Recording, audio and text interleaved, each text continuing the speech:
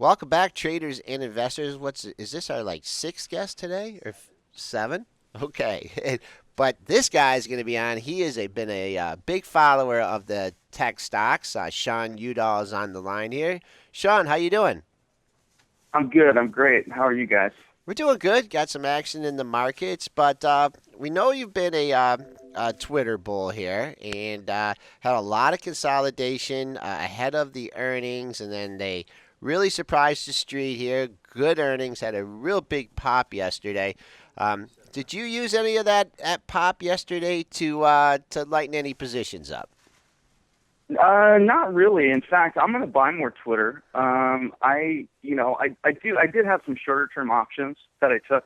So I had a couple option trades that were specifically designed to benefit from the, what I thought could be a gap up. So those are shorter term in nature. Obviously, if you have those, you got to take those pretty quick. But my core position and, I've still got some leaps and things like that. So no, I mean, there are times when a stock breaks up and out, and it could pull back a little bit. In fact, it's probably pulling back because of this Argentina thing this morning. But the bottom line is really, I'm going to play this a lot like I played Apple, a lot like I played Google years ago, and a lot like I played Facebook last year. And that sort of now we have a breakout. Now you have this ability for Twitter to kind of crush the doubters. Because frankly, if you remember, Twitter has delivered. The stock kind of got crazy negative to the downside. And I mean, what was Twitter's really worst quarter? 109% growth quarter. So in my view, the stock, they've never had a bad quarter, contrary to a lot of the idiotic commentary that we've heard. So they've actually, this is the third quarter in a row. They've accelerated revenue growth.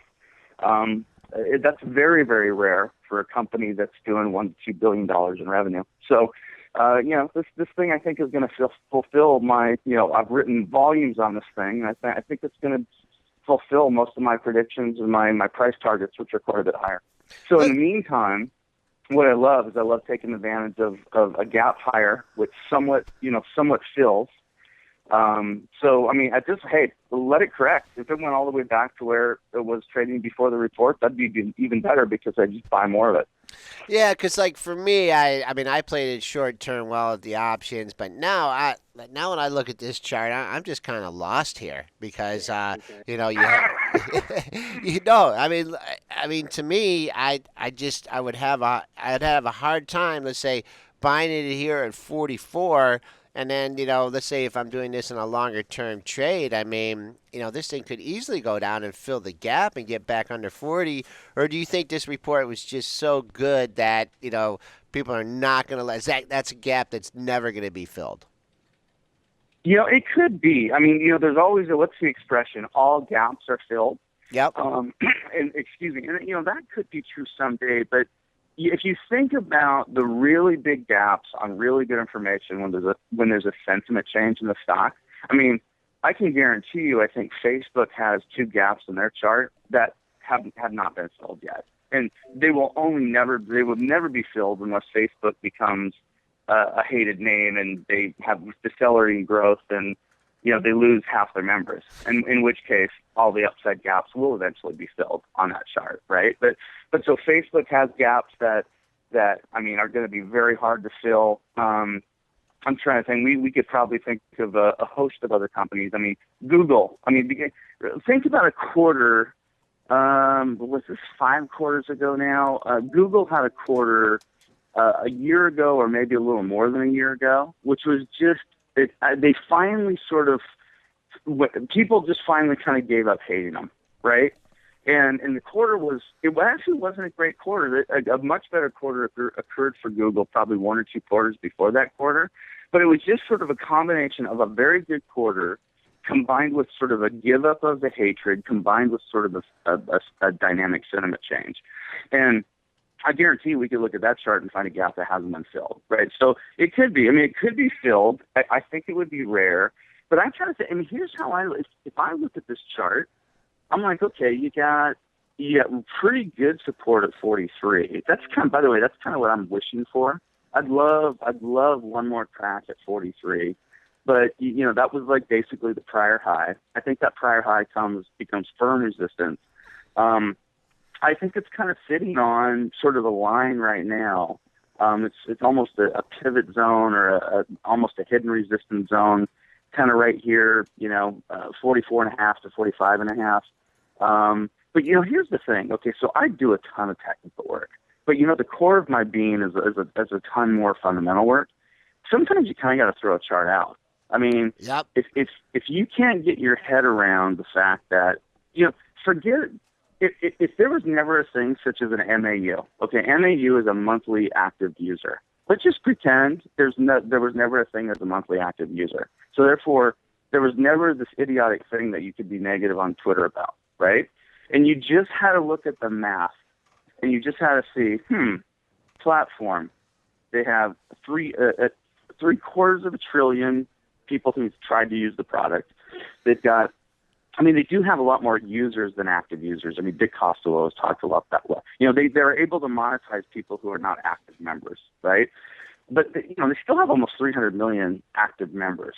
There's only one or two other platforms in the world that have built a company with that many people that are use the product. But if you just look at the math, 100%, 109%, 119% last quarter, 124% growth this quarter.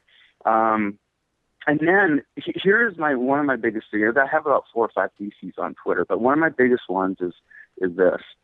They're not even really trying to monetize their user base yet. They're incrementally doing a couple little experimental things to get a little more revenue, but by and large, they have not done what I've said. They have not jammed the system with ads. What did Facebook do that made Facebook go from 25 to 75 bucks? They jammed their system with ads. They monetized. In fact, that's what I don't like Facebook now. I love Facebook. I was a huge Facebook bull. People can go read my history. I was the guy that loved the stock at 22 when everybody hated the stock. And now I'm sort of neutral to negative on it. I do think the stock can go higher. It's a powerful company. I think it's got ahead of itself. But the key thing what Facebook was able to do, they had an additional catalyst in that they didn't have any mobile for a while, and they monetized mobile. But they jammed the system with ads. It's called increasing ad load on a platform. Twitter has yet to even do that. So when Twitter starts increasing ad load, and the people see that these ads are relatively effective, just do the math again, right? So, that's it, to me. It sounds now. When it was $75, I was telling people this is ridiculous. It shouldn't have got here this fast. You got to get out of it, right? But I was bullish on Twitter from day one on the IPO, so I caught that big early move. As we talked in a couple prior calls, I made a lot of money writing calls on the way down, and I got out of some of the position. But, sort of every 5 to 10 points lower, I thought it was a better buy, especially below, once it got below 45, I got increasingly bullish on it again. And, here it is. At 45, I know. Isn't that amazing? But just think about it. With everything that this stock's done, with the IPO, the way they upped the prices. This is right where it opened back in, what was it, November? There you go. Yeah. I was just going to say, you could buy the stock right here, right where the stock opened the first day of trading. Yeah, I think that is. And they delivered 3 incredible quarters of results. Okay. Great. All right, we got to wrap up the show here. I need Brianna to come in and preview tomorrow's show, Sean. But thanks for being available here at the last second. It's always great to talk to us, about a stock after earnings because, that's 3 months now before you get the next report. We'll definitely have you on in the interim. But thanks for being available. Absolutely. I really appreciate it. Hey, take care. Have a great day. Okay.